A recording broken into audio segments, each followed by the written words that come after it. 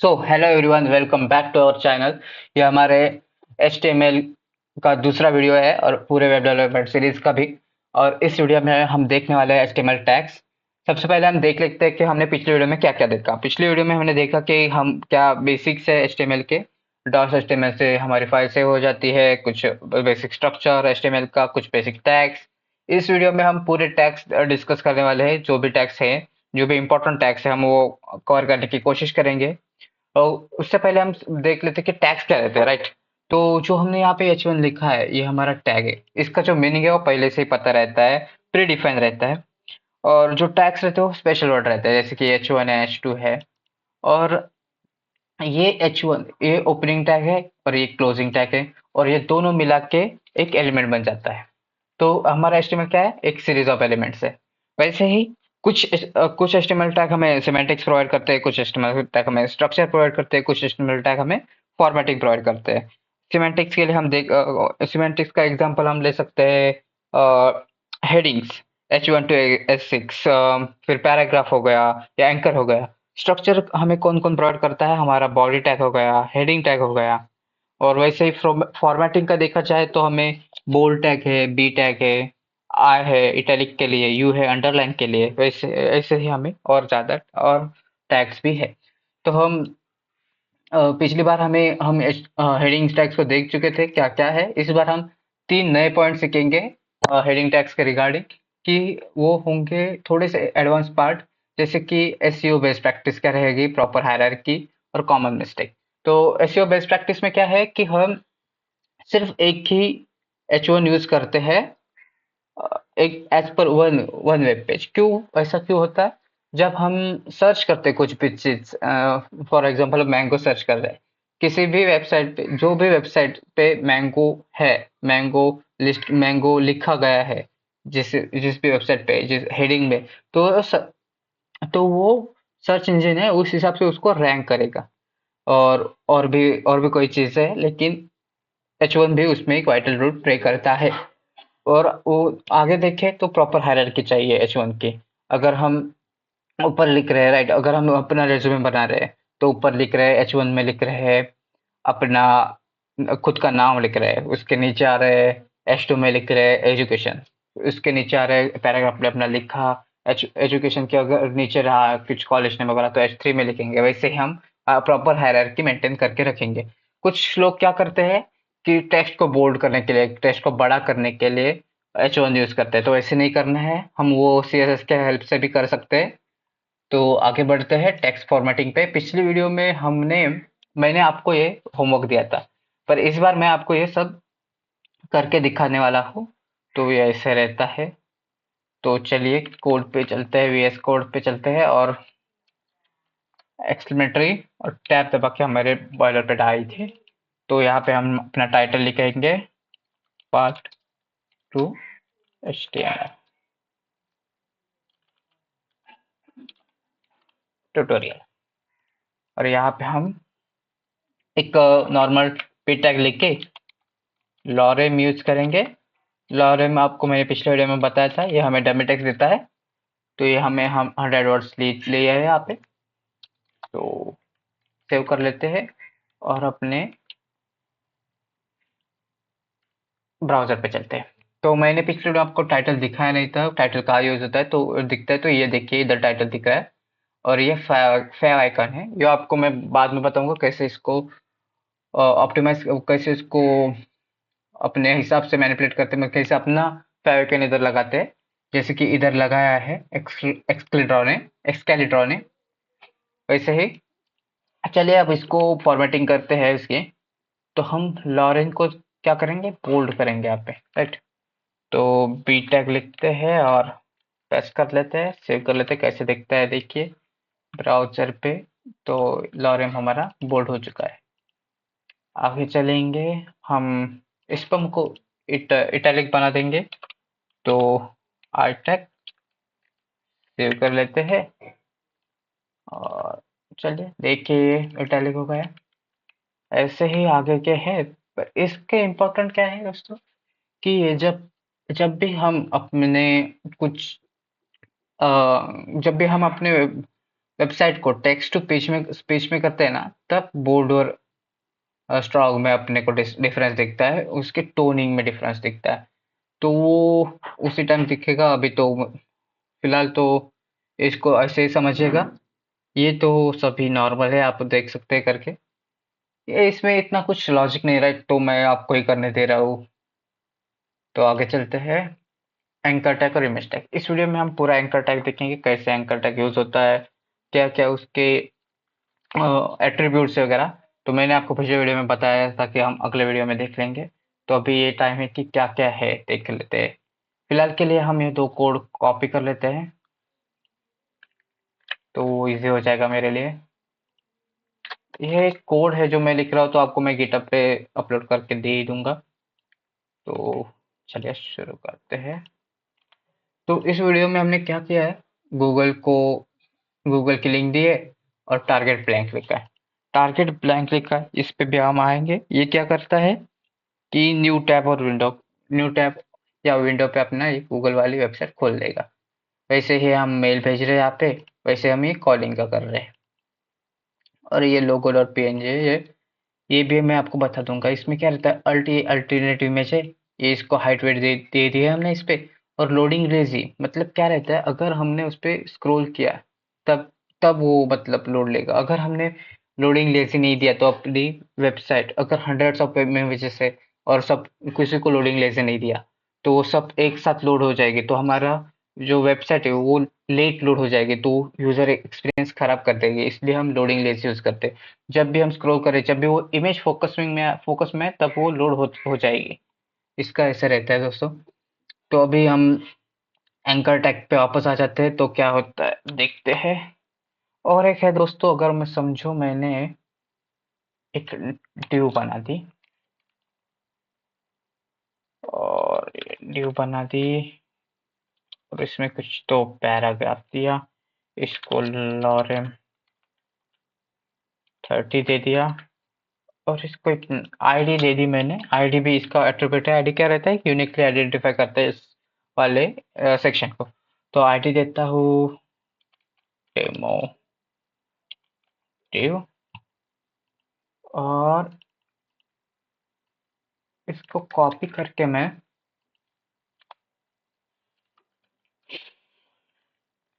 Paste कर देता हूँ यहाँ पे। और यहाँ पे go to ड्यू, इसको मैं थोड़ा स्टाइलिंग दे देता हूँ, बैकग्राउंड कलर ये दे देता हूँ, थोड़ा सेव कर लेता हूँ। अभी देखिए दोस्तों, हमने क्या यहाँ पे, हम यहाँ पे जा रहे हैं, web page to web page scroll कर रहे हैं। यहाँ पे हम मेल भेज रहे हैं, यहाँ से हम कॉल कर रहे हैं, और यहाँ से हम क्या कर रहे हैं, बुक मार्क कर रहे हैं अपने वेबसाइट पे।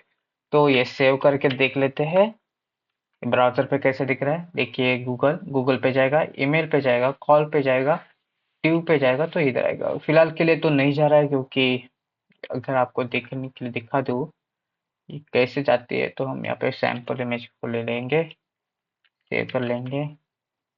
ओके, इसकी वेट दे चुकी है, इसलिए छोटा है। अगर ये किधर नीचे रहता दोस्तों, फोकस में नहीं रहता, तो ये उसी जगह पे जाती है। आपने कभी कभी नाउ बॉक्स दिख रहेगी, आपने क्लिक किया अबाउट अस पे, तो हम अबाउट अस पे चले गए, तो वो उस काम के लिए है सर। फिलहाल तो कॉल को तो इधर से नहीं होगा, ये कॉल के लिए परमिशन मांग रहा है। अगर हमारा मोबाइल होता तो इससे कॉल हो जाता। ईमेल का भी सेम है। और उसके आगे चलते हम इस टारगेट वाले ऑप्शन पे। तो यही वाली इमेज कॉपी, यही वाली करते हैं, और इधर सब पॉइंट लेते हैं।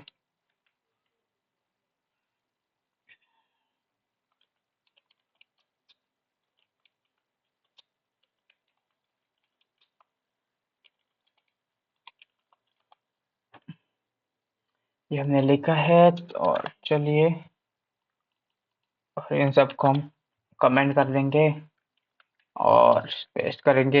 ये टारगेट हो गया, और एक बार नीचे आएंगे, ब्लैंक होगा, पैरेट और top। तो यहाँ पे हम देंगे, ये ब्लैंक हो गया, इधर हम सेल्फ देंगे। सेल्फ पे एक रहता है, एक पेरेंट करके भी रहता है, और एक रहता है टॉप। तो पहले हम दो देख लेते हैं, ब्लैंक और सेल्फ। ब्लैंक में क्या रहता है दोस्तों, ये अपने सेम टैब, ये ब्लैंक का रहता है दूसरे नए टैब में या विंडो में वो ओपन हो जाता है। सेल्फ में जो टैब है उसी टैब में नया ओपन हो जाता है। और जो ये दो है, ये हम यूज करते हैं आई फ्रेम यूज करने की जगह पे।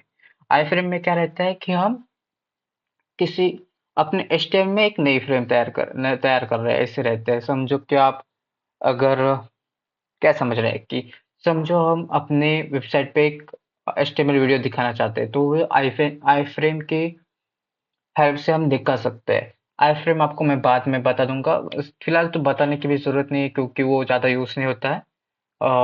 तो सिर्फ आपको थेराटिकली बता देता हूँ मैं ये दोनों, कि जो आई फ्रेम यूज करते हैं उस समय ये अगर समझो चार फ्रेम से चार हिस्से कर दो फ्रेम के, किसी भी विंडो के। और मैंने समझो इधर वाले टॉप राइट कॉर्नर के फ्रेम पे क्लिक किया, और वो उसी पेरेंट में दिखेगी, वो पेरेंट की इधर। और अगर मैं उधर में टॉप लिखा होगा और इधर में क्लिक किया, तो वो पूरे चारों फ्रेम को ब्रेक करके एक नए विंडो में खुल जाएगी लिंक। तो ये तो आपको समझ में नहीं आ गया होगा। नहीं आया तो बता देना, मैं एक बार अगले वीडियो में फिर से एक्सप्लेन कर दूंगा, या चैट में मैं आपको आंसर बता दूंगा। या कभी अगर आई फ्रेम का वीडियो मैंने बनाया तो मैं उसमें जरूर से बता दूंगा। तो चलिए इस पे चलते हैं, ये दोनों इम्पोर्टेंट है। हम्म, और आर कर देते हैं, शायद से मैंने सेव नहीं किया है। Save, control are. ओके, ये तो आ गया इधर। तो ये क्या था, ये वाला था ब्लैंक। तो देखिए नई विंडो खुल चुकी है, और ये था इसी विंडो में, तो इसी विंडो में ये खुल चुका है। तो हम देख सकते हैं ये ऐसे ही वर्क करता है। और एक इसका एट्रीब्यूट है, उसका नाम है REL। शायद से मैं आपको होमवर्क दे देता हूँ, और आपको बता देता हूँ इसके क्या क्या वैल्यू रहते हैं। कि इसमें एक रहता है नो ओपनर, एक रहता है नो रेफरर। तो ये आप दोनों देख लीजिएगा, ये बहुत इंपॉर्टेंट है सिक्योरिटी और एसईओ के लिए, एसईओ के लिए।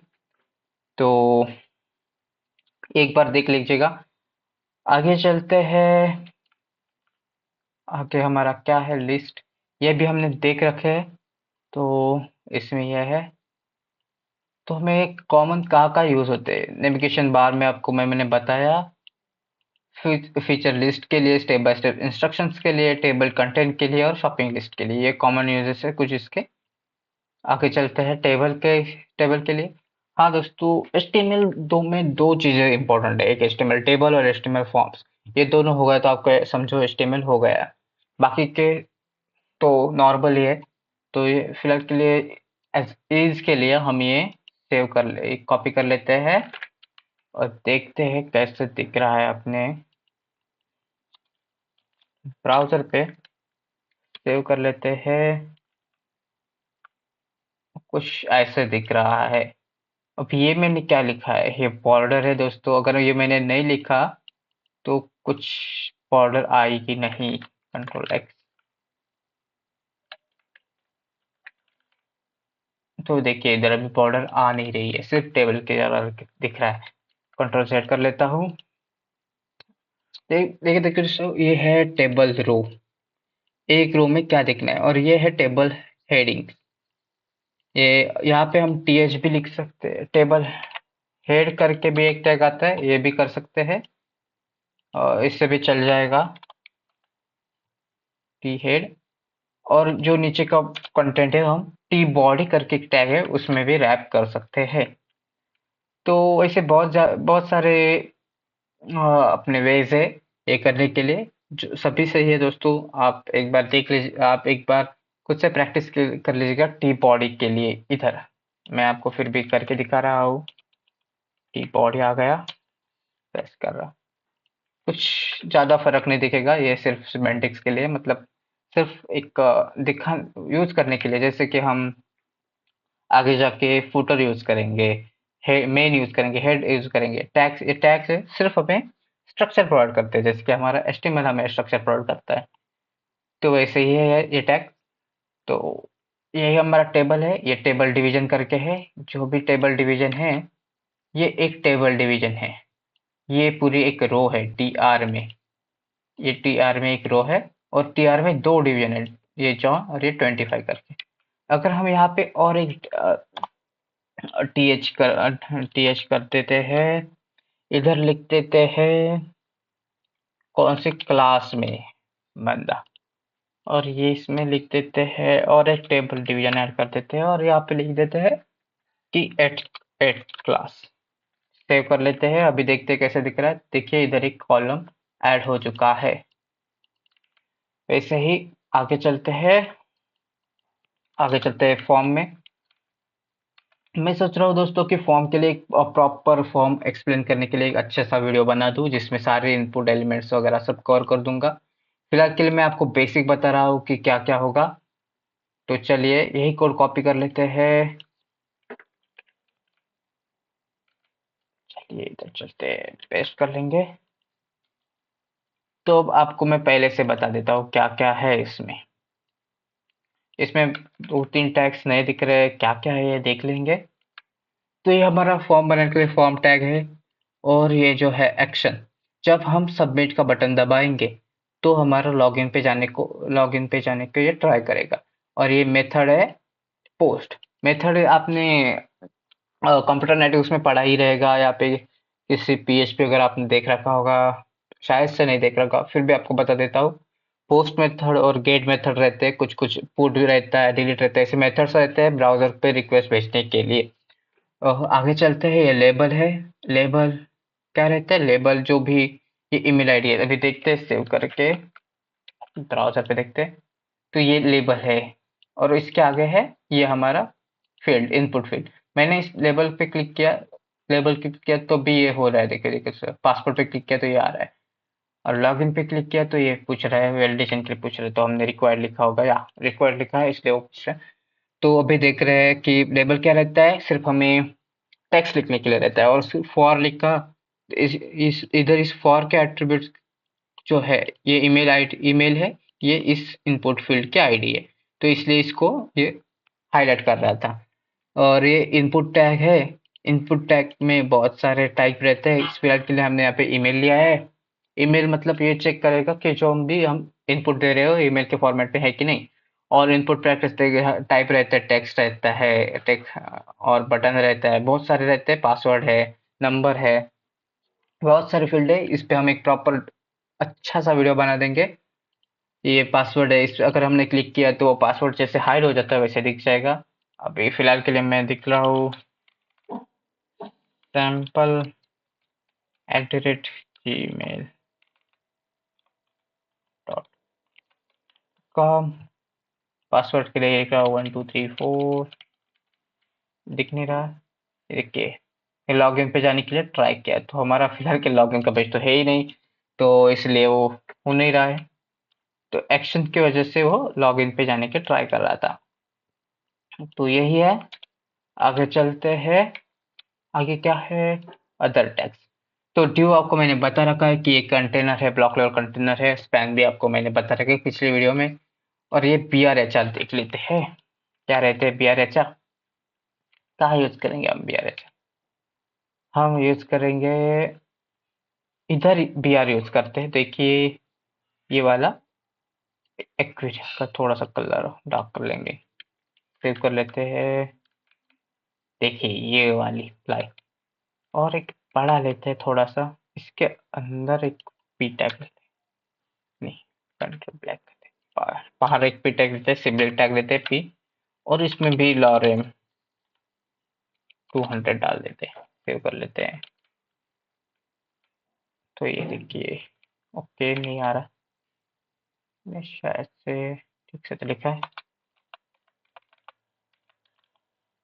के लॉरेम आ गया।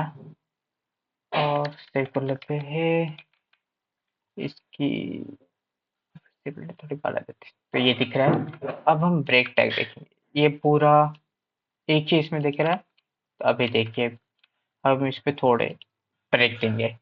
ये हमारा जो बी आर टैग रहता है दोस्तों, ये लाइन ब्रेक देता है हमें।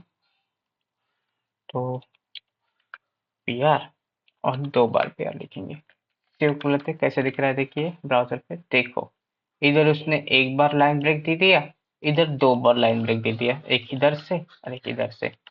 ऐसे हम एच आर देख लेते हैं, एच आर क्या करता है। एच आर हमें दोस्तों हॉरिजॉन्टली एक लाइन दे देता है कि हमें वो 2 पार्ट में डिवाइड करता देता है हॉरिजॉन्टली। सेव कर लेता हूँ, देखिए एक लाइन आ चुके हैं इधर, ये हॉरिजॉन्टली उसको डिवाइड कर देती है। ये हो गए। एक ब्लैक कोड्स क्यू कोड और प्री भी देख लेते हैं एक बार। मैं आपको ये होमवर्क देने वाला था, लेकिन थोड़ा इंटरेस्टिंग टैग है तो मैं खुद ही कर रहा हूँ आपके लिए। तो चलिए फिर से एक बार पैराग्राफ टैग ले लेते हैं, इसमें लॉरे 150 ले लेते हैं और पहले देख लेते हैं कि ब्लैक कोट्स कैसे रहता है, कैसे रहता है। अभी ये है कंप्लीट पैराग्राफ है, इधर देख लीजिएगा। अगर हम इस पे बैक कोट यूज करते हैं, ब्लॉक कोट्स यूज कर लेते हैं टैग, तो कैसा आता है। थोड़ा फंबल हो गया दोस्तों, उसके लिए सॉरी। तो चलिए इधर यूज कर लेते हैं और इसमें कुछ दे देते हैं।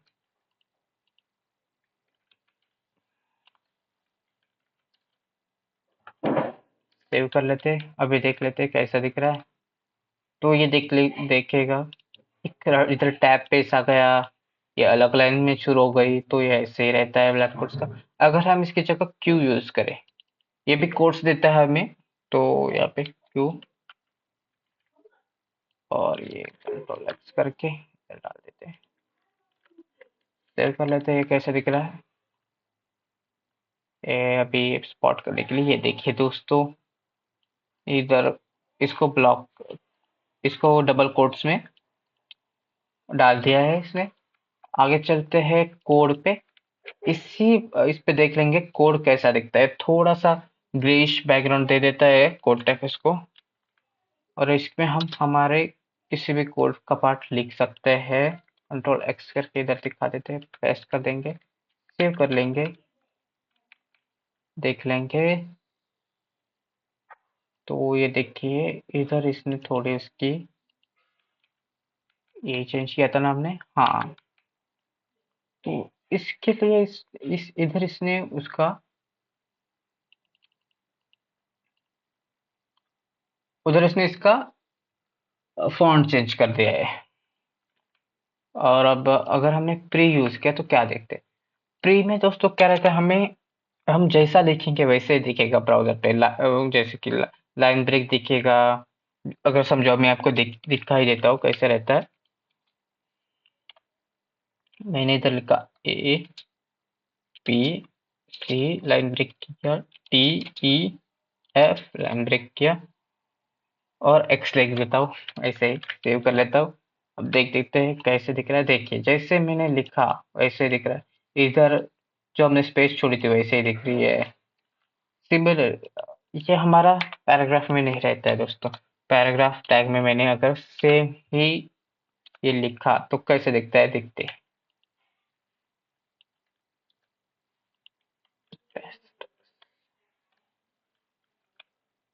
तो देखिए ये एक ही लाइन में आ गया। सारे लाइन ब्रेक से वो पैराग्राफ टैग ने अवॉइड कर दी, इग्नोर कर दी। तो आज के लिए दोस्तों इतना ही। आई होप आपको मजा आया होगा। तो कुछ होमवर्क है आपके लिए, आपको अपना एक रेज्यूमे बनाना है सिर्फ एचटीएमएल यूज करके, और ये कुछ प्रो टिप्स है जो आप देख सकते हैं।